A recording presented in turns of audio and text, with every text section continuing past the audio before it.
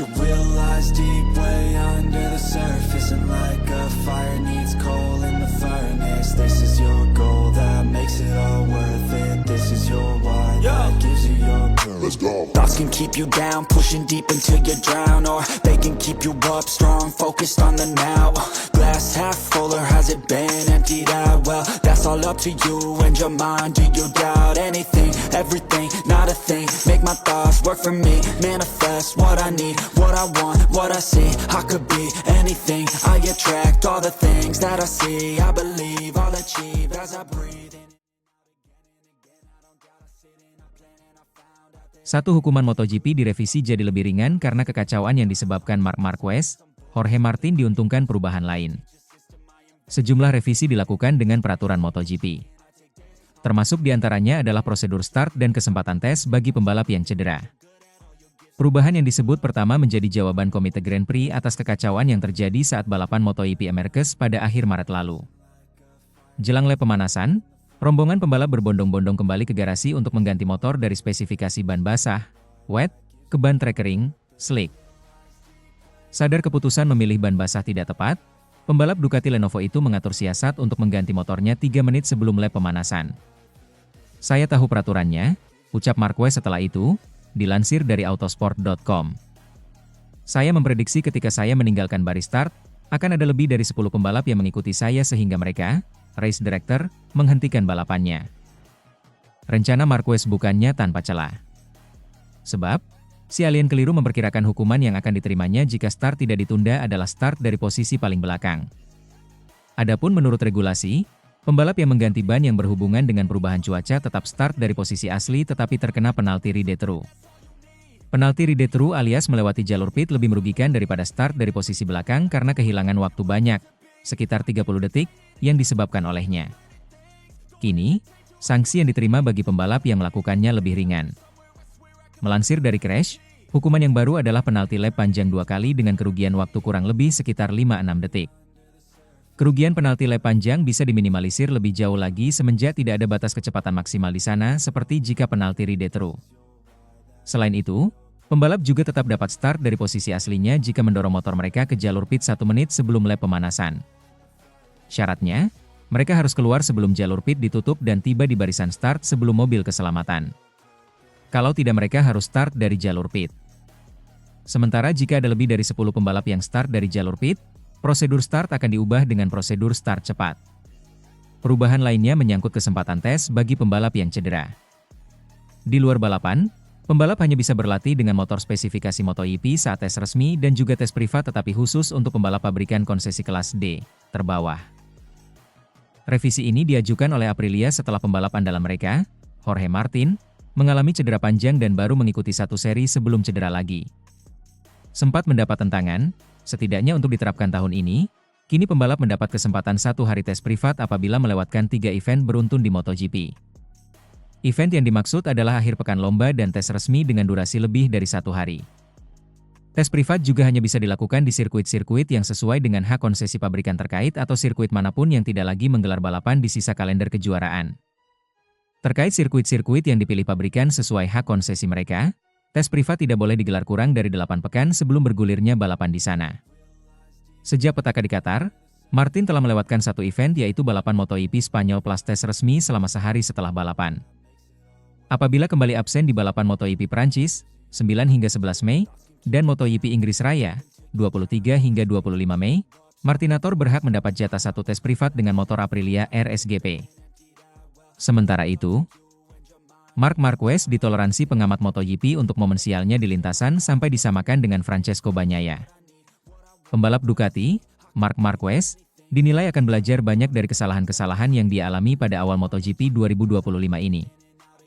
Marc Marquez telah menunjukkan penampilan yang solid sebagai rekrutan anyar tim pabrikan Ducati pada MotoGP 2025 setidaknya hingga 5 seri.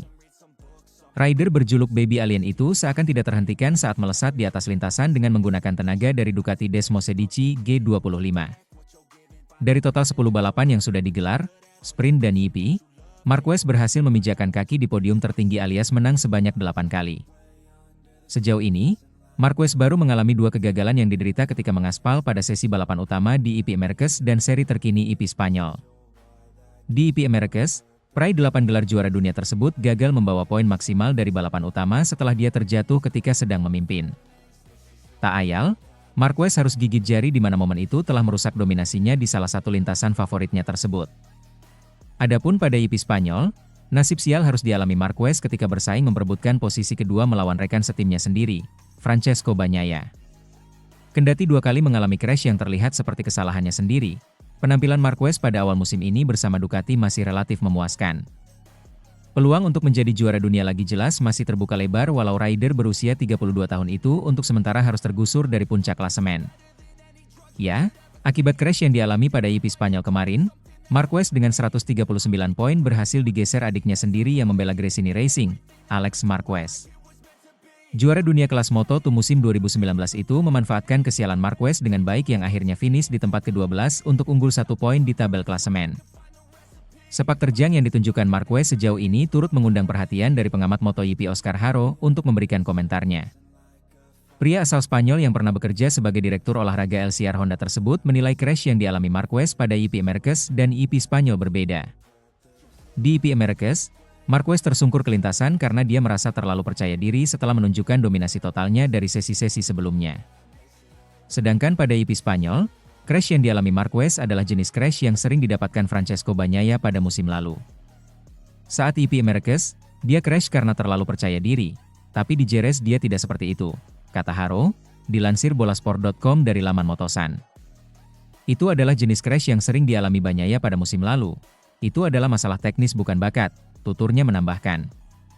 Dalam kesempatan yang sama, Haro juga memahami kesalahan yang dilakukan Marquez tersebut terjadi karena masih mencari limit atau batasan motor Ducati.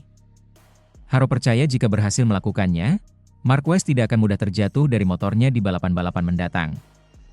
Marquez akan belajar, dia mendapatkan dukungan dari Ducati dan bakat yang sama seperti biasanya, tapi dia masih mempelajari batasannya, ucap Haro.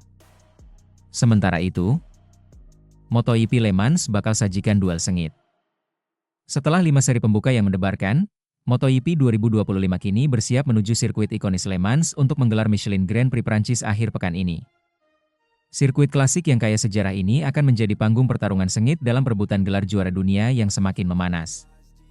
Saat ini, Alex Marquez memimpin klasemen, unggul tipis atas sang kakak, Marc Marquez. Le Mans bisa menjadi kesempatan bagi 73 untuk memperlebar keunggulannya. Sementara itu, Francesco Bagnaia, yang terpaut 20 poin, wajib tampil tanpa celah setelah hasil kurang memuaskan di seri sebelumnya, meskipun ia meraih podium ketiga di Prancis tahun lalu. Sorotan tuan rumah tertuju pada Fabio Quartararo yang tampil gemilang di awal Tour Eropa dengan meraih pole position dan podium di Jerez. Didukung pengembangan mesin baru Yamaha, El Diablo berpeluang unjuk gigi di depan pendukungnya. Rekan senegaranya, Johan Zarco, juga menunjukkan performa stabil di 5 besar dan berpotensi meramaikan persaingan. Maverick Vinales menunjukkan tren positif dalam 2 seri terakhir dan datang ke Le Mans dengan modal kemenangan dan podium sebelumnya. Rekan setimnya, Enea Bastianini, membidik hasil lebih baik setelah finish 10 besar di Jerez. Sementara itu, Pedro Acosta akan tampil setelah menjalani operasi arm pump, dan Brad Binder berharap mengatasi masalah getaran pada KTM RC16. Pemenang EP Prancis 2023, Marco Bezzecchi, patut diperhitungkan, begitu pula Aprilia yang kompetitif di sirkuit ini.